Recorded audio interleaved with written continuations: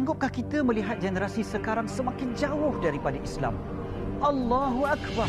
Ayuh bersama-sama membangunkan aset Islam dengan berinfak untuk dana pembangunan masjid dan tahfiz melalui Pertubuhan Mihrab. Untuk maklumat lanjut, layari www.infakmihrab.com. Berinfaklah sekarang. Masya Allah, selamat kembali pada para penonton semua. Dengan saya di studio lah Fadil Ustaz Said Abdul Qadir Al-Jufri, seorang pendakwah yang memang kita kenali. Hari ini nak kongsikan macam mana kita sendiri nak dapatkan saham akhirat melalui platform yang sahih. Assalamualaikum Ustaz. Waalaikumsalam warahmatullahi wabarakatuh. Aura Turki itu sudah ada khabarnya. Next week nak pergi Turki. Esok nak pergi Turki, Masya Allah. Tapi sebelum pergi Turki ni masih datang berjuang lagi untuk ummah, insya-Allah. Jadi Ustaz boleh kongsi tak sikit tentang topik kita hari ini, iaitu tentang masjid dan tahfiz amanah kita. Okay, bismillah, alhamdulillah, salatu wassalamu ala sayyidina Rasulillah wa ala alihi wasahbihi mawalah. Farah dan juga semua penonton-penonton, assalamualaikum. Alhamdulillah, Allah Ta'ala pilih kita. Itu yang paling utama sekali. Pagi ni Allah Ta'ala gerakkan hati kita untuk buka TV, untuk kita bersama-sama dalam rancangan. Assalamualaikum. Tadi kita dapat ilmu-ilmu berkaitan dengan solat, berkaitan waktu dilarang solat, berkaitan dengan solat qada dan sebagainya. Semua pilihan daripada Allah. Pilihan daripada Allah. Allah bagi kita peluang untuk duduk bersama-sama. Dan kali ini kita akan bincangkan insya-Allah satu topik yang juga sangat penting, saham untuk akhirat kita, yang mana bila Allah Ta'ala pilih, kita syukur dulu pada Allah. Allah gerakkan kita. Kalau tidak, kita pun kadang tak tahu juga. Kadang pagi-pagi aku nak sedekah kat mana, tak tahu. Aku nak infak kat mana, tak tahu. Sedangkan ada perkara-perkara yang sangat penting, contohnya berkaitan dengan masjid, berkaitan dengan institusi tahfiz dan sebagainya, yang mana ini adalah aset yang paling utama untuk kita.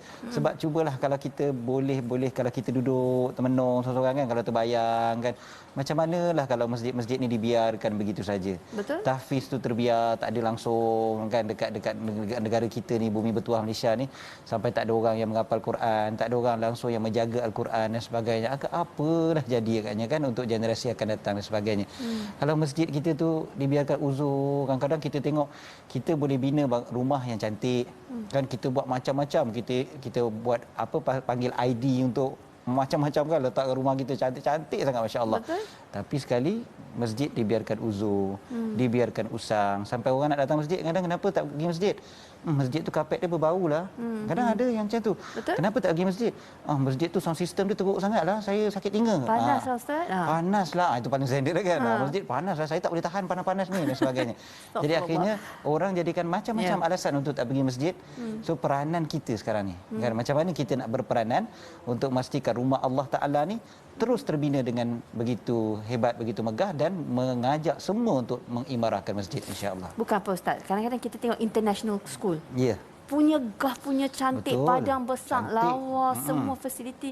Kita tengok tahfiz ni, kita naklah Betul. sama, kalau tak lebih sama hebat macam international school. Betul. Sebab dua tempat platform menuntut ilmu. Betul. Jadi Ustaz boleh perincikan macam mana masjid dan tahfiz ni kita boleh bantu? Okey.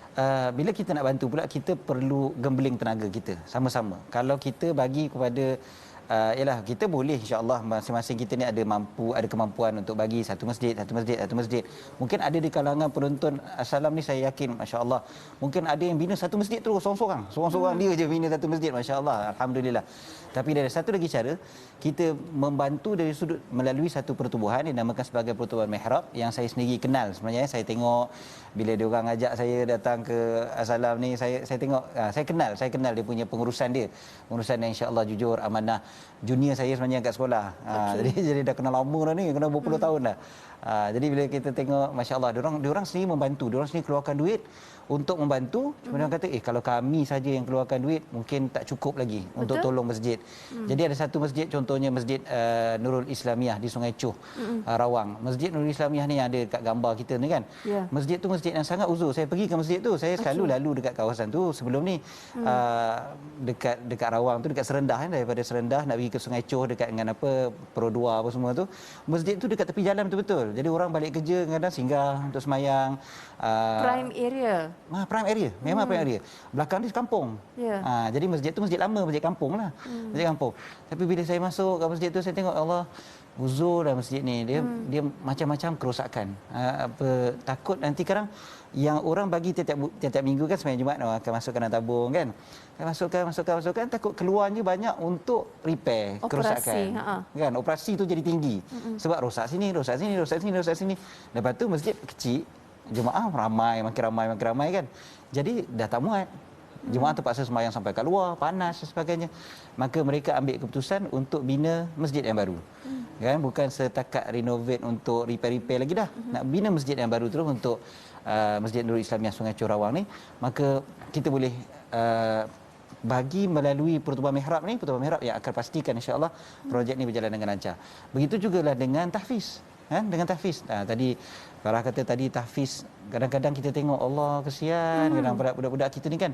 Kita tengok kadang anak-anak kita belajar, ada yang tak semangat nak belajar sebab dia kata mak, ayah kadang saya belajar tak syok.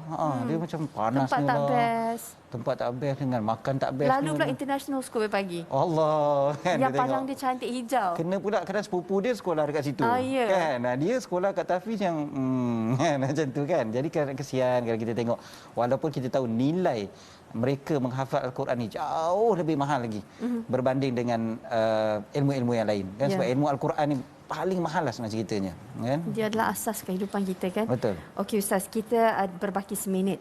Kita war-warkan bagaimana sekali lagi para penonton boleh sama-sama terlibat dalam pembinaan masjid dan tahfiz ni. Okey, kita boleh terus melalui Facebook Pertubuhan Mihrab tu. Dekat Facebook tu ada tulis sebenarnya cara-cara yang sangat banyak dan ada gambar-gambar, boleh cek kan, ada gambar projek-projek yang dibuat dan sebagainya.